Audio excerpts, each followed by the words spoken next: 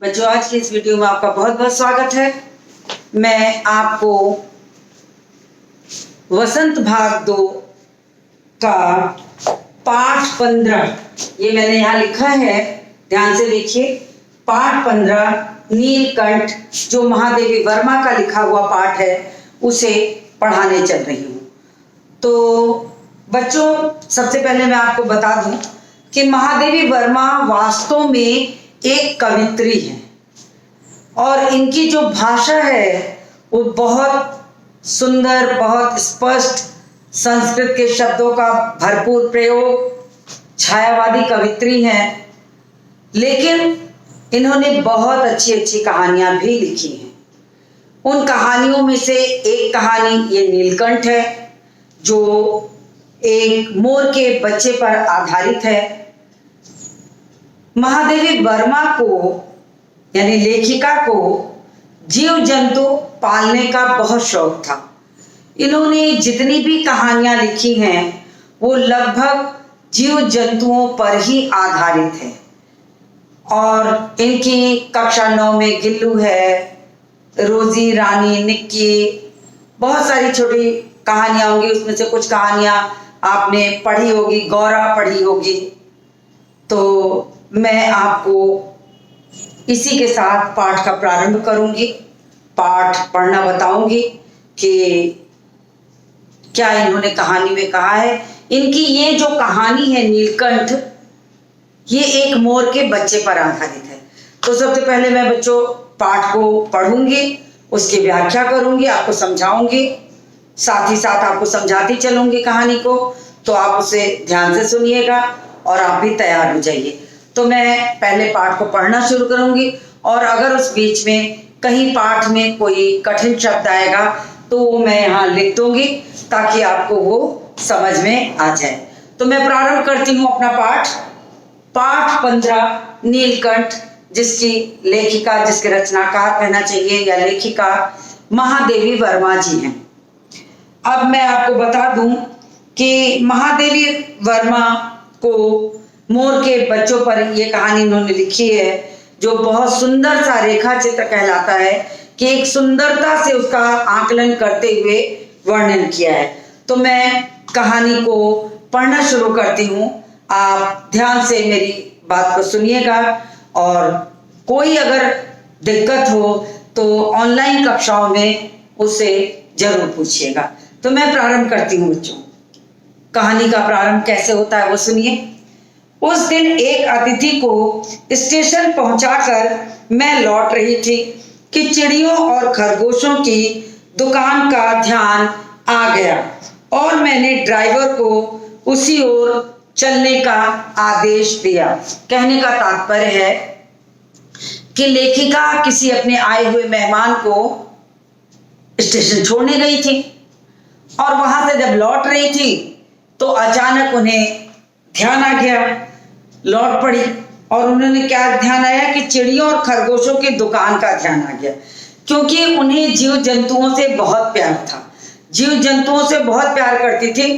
तो अचानक उनका मन उस दुकान की ओर खिंच गया जहां जीव जंतु, चिड़िया, खरगोश वगैरह मिलते थे। तो वो वहीं पर तैयार होती हैं कि चलते हैं, वहां देख के आते हैं। कोई नया जीव जंतु अगर आता था तो उसे जरूर खरीदती थी। तो मैं बढ़ती हूं आगे।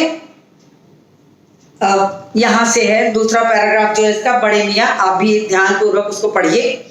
बड़े मियाँ चिड़िया वाले की दुकान के निकट पहुंचते ही उन्होंने सड़क पर आकर ड्राइवर को रुकने का संकेत दिया। मेरे कोई प्रश्न करने से पहले ही उन्होंने कहना प्रारंभ किया, सलाम गुरुजी। अब लेखिका जो थी अपने ड्राइवर को लेकर के उस दुकान पे पहुंचती हैं जहां पर चिड़िया, खरगोश, जीव जंतु, पशु पक्षी जो होते वो मिलते थे। वहां पहुंच जाती हैं और जब तक वो ड्राइवर को रोकती तब तक जो दुकानदार था, चिड़िया बेचने वाला, वो उनके पास आ जाता है और क्या कहता है, ध्यान से सुनिए। सलाम गुरुजी, पिछली बार आने पर आपने मोर के बच्चों के लिए पूछा था। यानी लेखिका प्रायः उनके यहाँ से जीव जंतुओं को खरीदती रहती थी। तो जब वो इससे पहली बार उनकी दुकान पर गई थी तो उन्होंने उनसे कहा था मोर के बच्चे लेने के लिए। तो मोर के बच्चों के लिए कहा था, तो वही बात जो दुकानदार है वो लेखिका को याद दिलाता है कि आपने मुझसे मोर के बच्चों के लिए कहा था।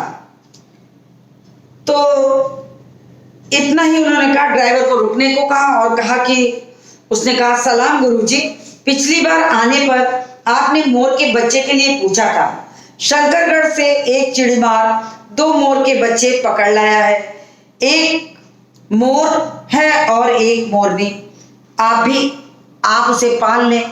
तब उसने कहा कि शंकरगढ़ से एक चिड़ीमार है जिसने लाकर मुझे 2 मोर के बच्चे मुझे दिया है, आप उसे मुझसे ले लीजिए। तो ये बात बच्चों लेखिका से दुकानदार कहता है। दुकानदार इस बात को कहता है कि आप पाल लें। मोर के पंजों से दवा बनती है, सो ऐसे ही लोग खरीदने आए थे। अब उन्होंने बताया कि उनको लेखिका को वो उत्सुकता दिलाते हैं, उनके अंदर और इच्छा जागृत करते हैं कि मैंने सुना है कि मोर के पंजों से दवाएं बनती हैं। तो कुछ लोग उसे खरीदने भी आए थे, लेकिन वो ये दिखाना चाहता है लेखिका को कि मैंने किसी को नहीं दिया, सिर्फ आपके लिए उसको रखा है। तो इसी भाव से वो कहता है कि मोर के पंजों से दवा बनती है, सो ऐसे ही लोग खरीदने आए थे। आखिर मेरे सीने में भी तो इंसान का दिल है, मारने के लिए ऐसी मासूम चिड़ियों को कैसे दूं? टालने के लिए मैंने कह दिया, गुरुजी ने मंगवाए हैं।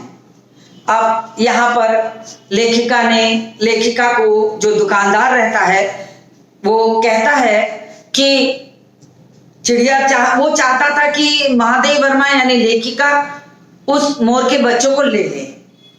तो उसने क्या किया, उसने ये किया कि उनको ये दिखाया कि मैंने आपके लिए इसे सुरक्षित रखा है। बहुत सारे लोग आए थे इसे मांगने, लेकिन मैंने उन्हें नहीं दिया। मैंने उनसे ये कह दिया कि नहीं, इसे गुरुजी ने मंगवाया है। और उन्होंने ये भी दिखाया साथ में कि किसी भी तरीके से मैं उन्हें इसलिए नहीं बेचना चाहता था कि लोग मोर को मार के उसके पंजे से दवा बना लेते हैं। तो ये चीजें दिखा करके जो दुकानदार रहता है लेखिका के मन में ऐसी भावना पैदा करता है कि मैंने उसे उन मोर के बच्चों को सिर्फ आपके लिए रखा है। तो ये चीजें जो थी वो बता करके उत्सुकता जगाता है। फिर वैसे यह कमबख्त रोजगार ही खराब है। तब उन्होंने कहा कि गुरुजी क्या बताऊं, चिड़ियों को मारना, पकड़ना, बेचना, वास्तव में कहिए तो ये रोजगार ही खराब है। वो ये दिखाना चाहते हैं कि मैं इस रोजगार को करना भी नहीं चाहता और मैं चिड़ियों को ऐसे लोगों को बेचना चाहता हूं कि जो इन्हें शौक से पाले। तो उन्होंने कहा कि ये रोजगार ही खराब है, बस पकड़ो पकड़ो, मारो मारो। तो उन्होंने कहा कि बस होता क्या है कि जीव जंतुओं को पकड़ो मारो और इस तरीके से जीवन चलाना पड़ता है, जो मुझे बिल्कुल भी अच्छा नहीं लगता। तो बच्चों लेखिका तो जीव जंतुओं की शौकीन थी और जब उन्हें मौका मिलता था वो किसी न किसी नए जीव जंतु को लाती थी। कहना चाहिए कि उनका जो खुद का घर था वो बिल्कुल चिड़ियाघर में बदल चुका था और वो आए दिन किसी न किसी जीव जंतुओं को ले आती थी।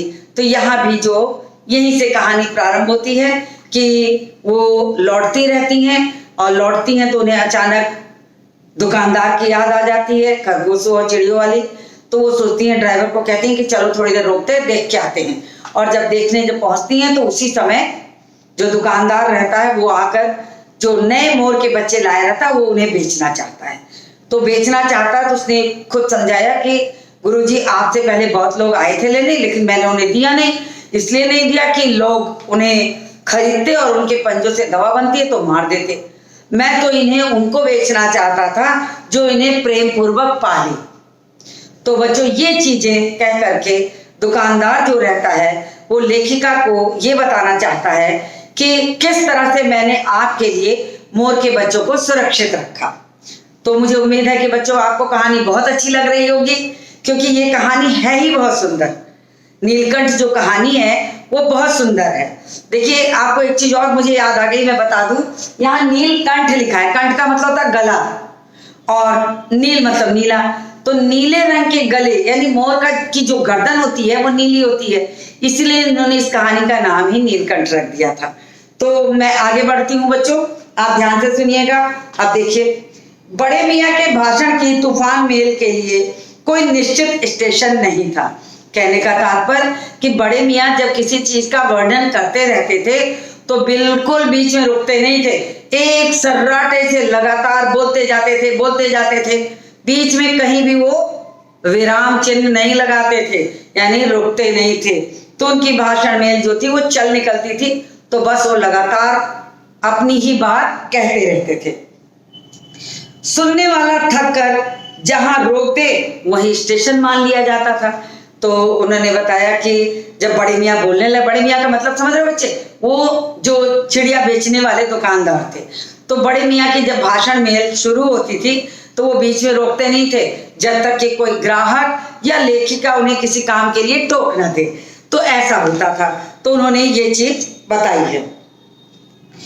तो सुनने वाला थक कर जहां रोक दे वहीं स्टेशन आ जाता था, कहने मतलब वहीं पर वो विराम ले लेते थे और उसका उत्तर देते थे। इस तथ्य से परिचित होने के कारण ही मैंने बीच में उन्हें रोक कर पूछा। अब लेखिका को ये बात पता थी कि बड़े मियाँ जब बोलने लगते हैं तो वो बिल्कुल बीच में विराम चिन्ह नहीं लगाते, वो बीच में रुकते नहीं है। तो इस तरीके से उन्होंने कहा कि मुझे तो ये पता था कि अब बड़े मियाँ बोलना शुरू किए हैं तो रुकेंगे नहीं। तो उन्हें जहां लगा कि अब जरूरी है इनको टोकना, तो वो टोक कर अपनी बात कह देती थी। तो बीच में मैंने रोक कर उनसे पूछा, मोर के बच्चे हैं कहाँ? तो उन्हें भी उत्सुकता तो थी ही बच्चों। तो उन्होंने पूछा कि मोर के बच्चे हैं कहाँ, मतलब कहाँ रखा आपने मोर के बच्चों को? बड़े मियाँ के हाथ के संकेत का अनुसरण करते हुए मेरी दृष्टि एक तार के छोटे से पिंजरे तक पहुंची, जिसमें तीतरों के समान 2 बच्चे बैठे थे। अब बड़े मियाँ जब बोलते बोलते उन्होंने हाथ से इशारा किया दूर की ओर करके कि वो देखो मोर के बच्चे हैं। जब लेखिका की निगाह वहां पहुंचती है, तो लेखिका की निगाह जब पहुंचती है तो उनको देखती है तो उनको कहीं भी मोर जैसा वो लगता नहीं। जैसे तीतर एक पक्षी होता है उसके जैसे वो बच्चे जो रहते हैं वो दिखाई पड़ते हैं। तो यहाँ पर ऐसा ही उन्हें प्रतीत होता है। कह तो नहीं पाती हैं, संकोच तो लगता है कि, लेकिन फिर भी उन्हें लगा कि ये कहीं ऐसा तो नहीं कि तीतर के बच्चे हों। तो तीतर के समान 2 बच्चे बैठे थे। पिंजरा इतना संकीर्ण था। अब बच्चों एक शब्द यहां आया है, संकीर्ण।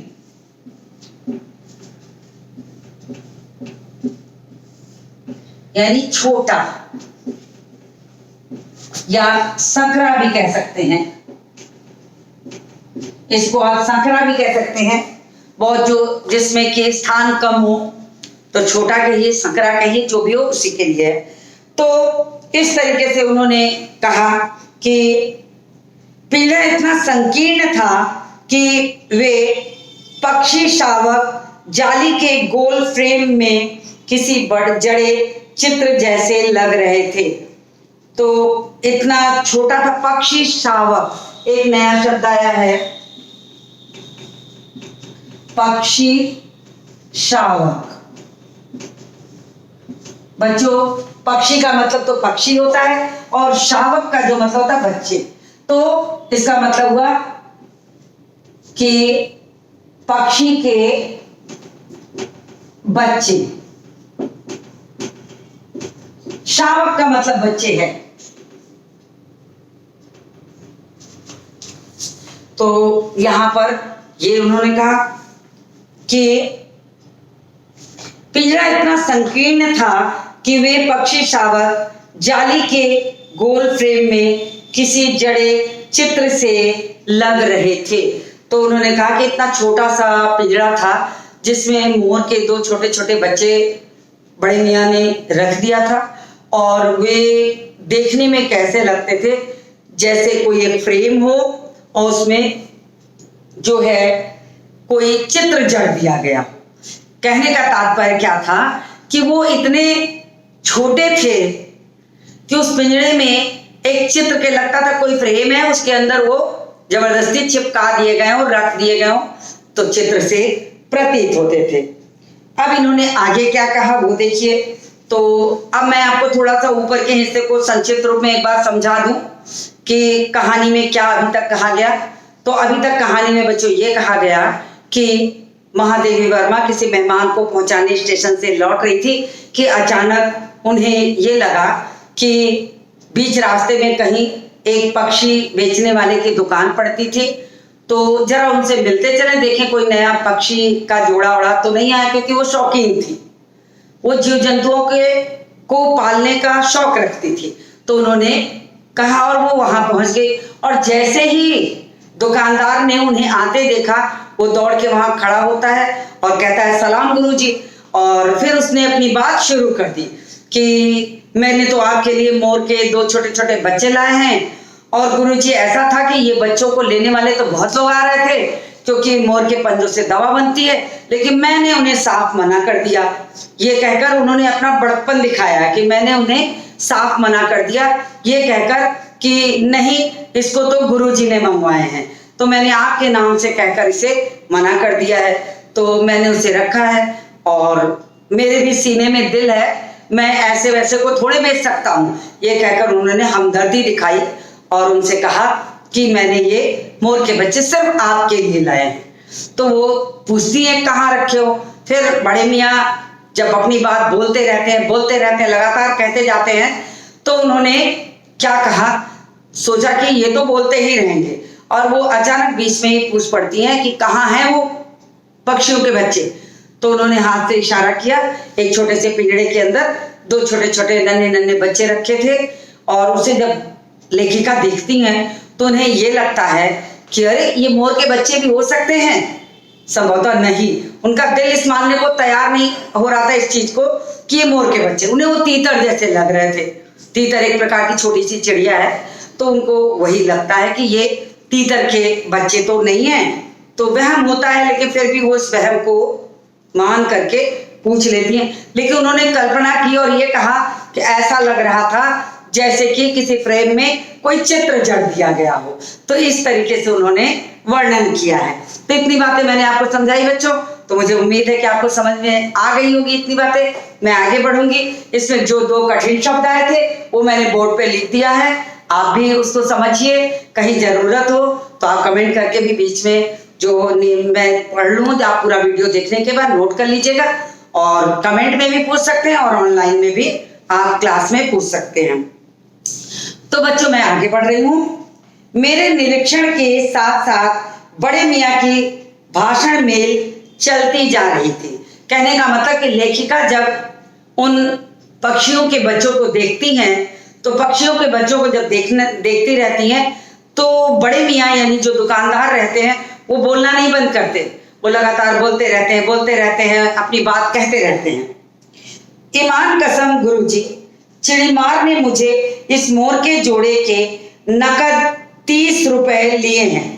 अब चूंकि वो खरीदना चाहती थी और दुकानदार बेचना चाहता था, तो उन्होंने अपनी सफाई देने के लिए ये उन्हें बताया कि मैंने इसका कितना पैसा खर्च किया ताकि उससे ज्यादा वो पा जाए। तो उन्होंने कहा कि ईमान कसम, कसम खा करके विश्वास दिलाते हैं, कि विश्वास दिलाते हुए कहते हैं कि गुरुजी मैं आपसे बताता हूँ कि वास्तव में जो चिड़ीमार है जिसने इसको पकड़ा था, उसने मुझे इसे देते समय पूरे जोड़े मतलब होता 2 पेयर, जोड़े का मतलब 2, तो मुझसे नकद सीधे हाथों हाथ नगद पैसा 30 रुपए लिए हैं। ये चीज दुकानदार जो है लेखिका को बता रहे हैं। बारहा कहा भाई जरा सोच लो। मैंने बार बार कहा कि ठीक है भाई सोच लो कि क्या है, जरा सोच लो, अभी इनमें मोर की कोई खासियत भी है कि तू इतनी बड़ी कीमत ही मानने चला। अब लेखिका को भी ये लगा कि वास्तव में ये तो तीतर के बच्चे से लग रहे हैं, और तीतर के बच्चे की तरह लग रहे हैं तो कोई मोर की खासियत तो है नहीं जो मोर की तरह दिखाई दे। तो इतनी बड़ी रकम, इतनी बड़ी कीमत ही मांगने चला, पर वह मुझी क्यों सुनने लगा। लेखिका ने भी कहा कि पैसा तो बहुत मांग रहे हो, लेकिन चिड़ीमार यानी बहेलिया यानी ये कहिए कि दुकानदार जो था वो इस चीज क्यों सुनने लगता। उसे तो बस किसी तरह लेखिका को ये समझाना था कि मैंने इन मोर के बच्चों को सिर्फ आपके लिए बचाया है, आप इनको लीजिए और इतना दाम इसके होते हैं। इस तरीके से उन्होंने समझाया। आपका ख्याल करके अचता पछता कर देना ही पड़ा। अब आप भी जो मुनासिब समझे। उसने बताया कि जो बहेलिया था, मैंने भी उससे यही बात कही थी कि अभी तो इसमें कोई खासियत नहीं है, कोई पहचान नहीं है, पता नहीं तुम मोर के बच्चे मुझे दे भी रहे हो कि नहीं, और रकम इतनी बड़ी मांग रहे हो। तो मुझे भी लग नहीं रहा था गुरुजी, मगर क्या करता, मैंने बहुत सोच विचार किया। अष्टा पछता के कहने का मतलब सोच समझकर मैंने लगा कि दे ही देना चाहिए, और फिर मैंने उसे उसकी जो कीमत उसने मांगी थी मैंने दे दी। तो यही बात वो कहते हैं। तो उन्होंने कहा कि दुकानदार ने लेखिका से कहा जो मुनासिब, मुनासिब शब्द आया है बच्चों, मुनासिब का मतलब होता है उचित।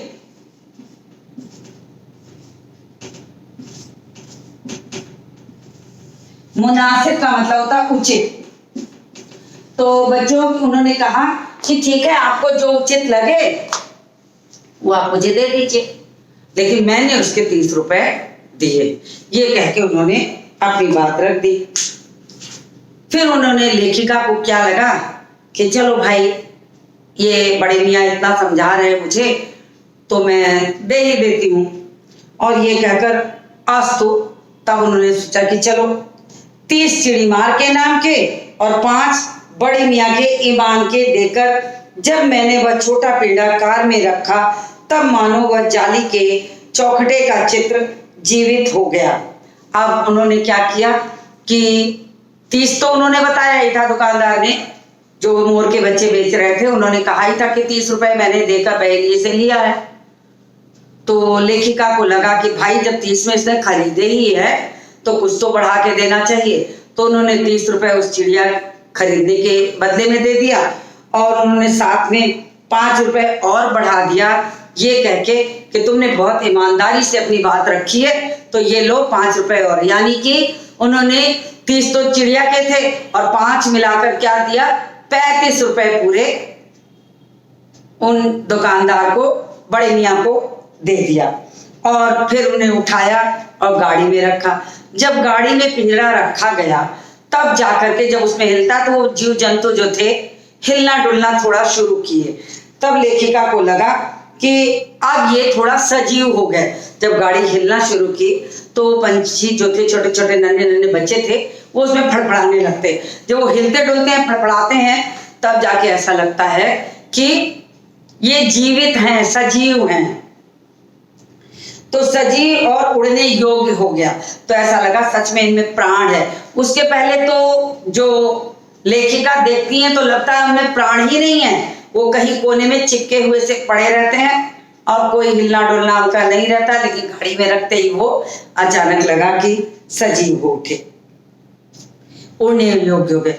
तो बच्चों मुझे लग रहा है कि अपनी इतनी बात तो आपको अवश्य समझ में आ गई होगी कि कैसे लेखिका चिड़िया की दुकान पे पहुंची, कैसे ली, कितना रुपया लगा, 35 रुपए उन्होंने उसको खरीदा, पिंजरे को गाड़ी में डाला और लेके घर आ गई।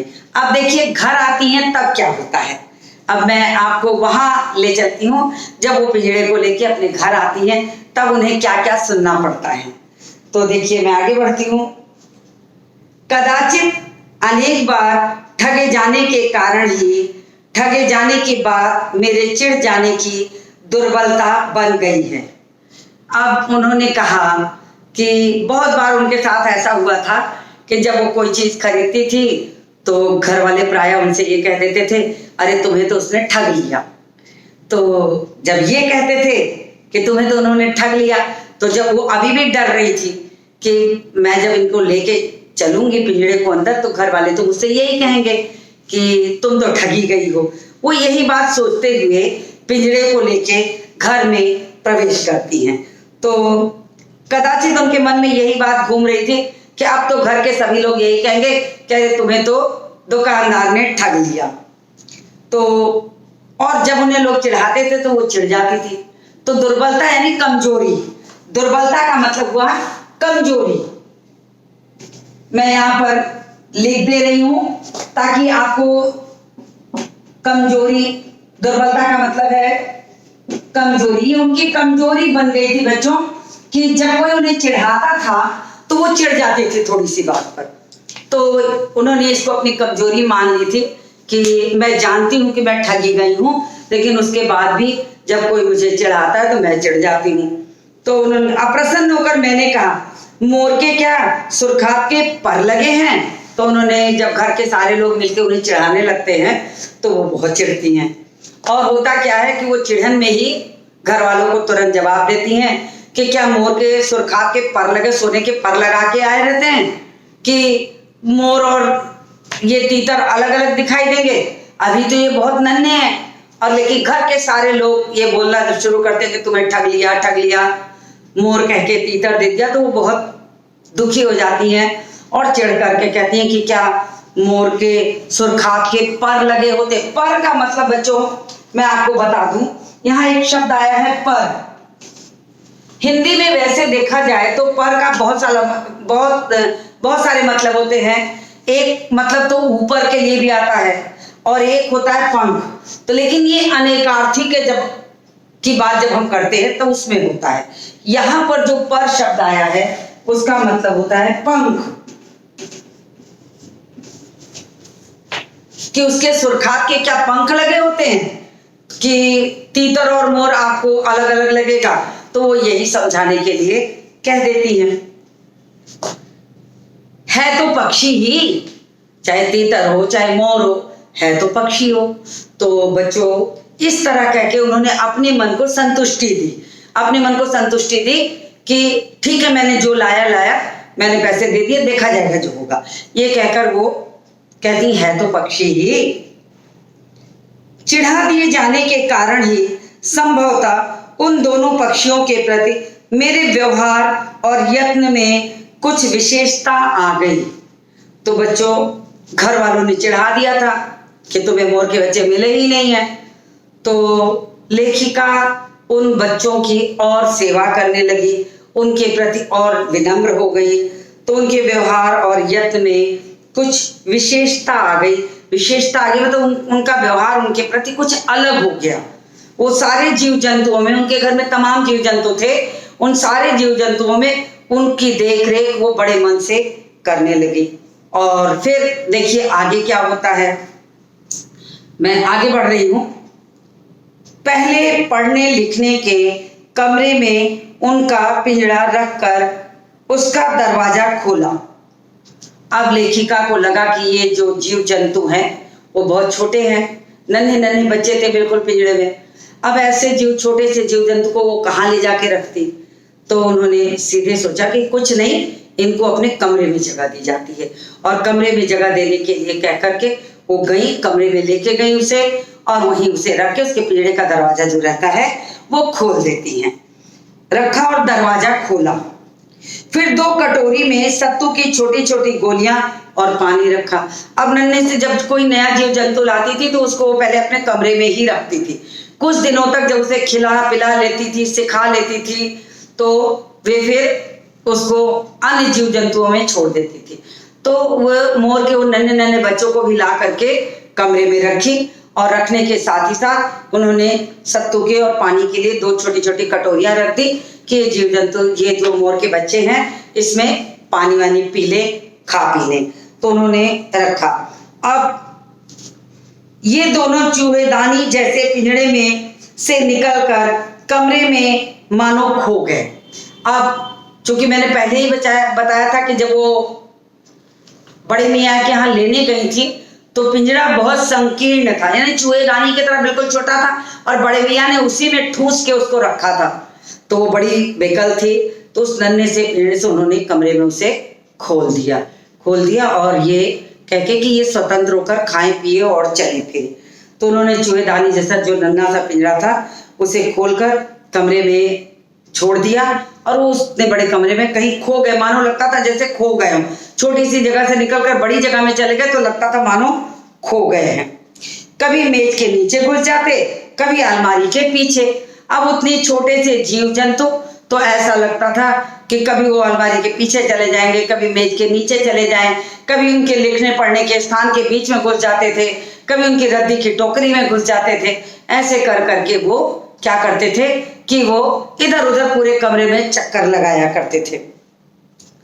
अंत में इस लुका छिपी से थक कर उन्होंने मेरे रद्दी कागजों की टोकरी को अपने नए बसेरे का गौरव प्रदान किया। अब जब इधर उधर छुप छुप के रहते रहते मोर के बच्चे भी थोड़े से 1-2 दिन में अभ्यस्त जब हो गए तो उन्होंने क्या किया कि लेखिका की जो रद्दी की कागजों की टोकरी, लेखिका थी वो महादेव वर्मा लेखिका थी, लिखती पढ़ती रहती थी, तो इनके कागजों में इनकी जो स्टडी टेबल थी उसके नीचे इनकी जो रद्दी की टोकरी रहती थी उनमें बहुत सारे कागज पड़े रहते थे। अब उन नन्हे नन्हे बच्चों ने उसी को अपना स्थान रहने का बना लिया।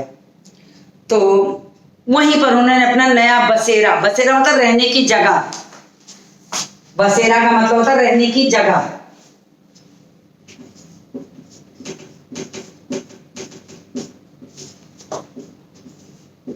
बसेरे का मतलब हो गया कि रहने की जगह। तो बच्चों मैंने आपको ये बताया कि उसने क्या किया, और छोटे छोटे मोर के बच्चे ने उनकी रद्दी के कागज की जो टोकरी थी उसमें वे अपना नया घर बनाकर रहने लगे। अब देखिए आगे क्या होता है वो मैं बताऊं आपको। 2-4 दिन में वे इसी प्रकार दिन में इधर उधर गुप्तवास करते और रात में रद्दी की टोकरी में प्रकट हो जाते। अब गुप्तवास का मतलब छुप के रहना। गुप्तवास,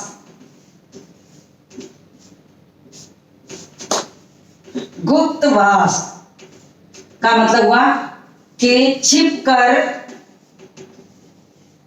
रहना। तो दिन में वो क्या करते थे, छिपके रहते थे, और जब रात का समय आता था विश्राम करने के लिए वो क्या करते थे कि रद्दी की टोकरी में जाकर बैठ जाते थे और कागज की टोकरियों में ही विश्राम करते थे। अब उनका जब रात का हो जाता समय तो टोकरी में प्रकट हो जाते। फिर आश्वस्त हो जाने पर कभी मेरे मेज पर, कभी कुर्सी पर और कभी मेरे सिर पर अचानक आविर्भूत होने लगे। अब देखिए यहां पर जब उन्हें ये लगने लगा कि अब ये उनका नया स्थान है, नया घर है, तो वो क्या करने लगे कि इस तरीके से रहने लगे कि जैसे उन्होंने बिल्कुल अपना मान लिया इस घर को। तो उन्होंने कहा है कि जब वो बिल्कुल आश्वस्त हो गए, अपने मन को शांत कर लिए, तो उन्होंने क्या किया कि कभी कभी अचानक वो मेरे सिर पर अचानक आविर्भूत, एक शब्द आया है बच्चों, आविर्भूत। आविर्भूत का मतलब होता प्रकट होना। तो मैं इसको लिख देती हूं यहां पर, आविर्भूत।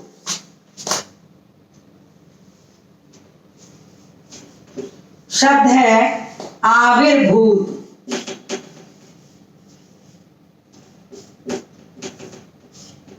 जिसका मतलब होता है प्रकट होना, प्रकट होना। तो मैंने इसका, ये कठिन था शब्द आपके हिसाब से, तो मैंने इसका शब्द का अर्थ आपको बता दिया कि इसका मतलब हुआ कि आविर्भूत, तो वो प्रकट होते थे। तो बच्चों मैंने यहाँ तक आपको पढ़ाया।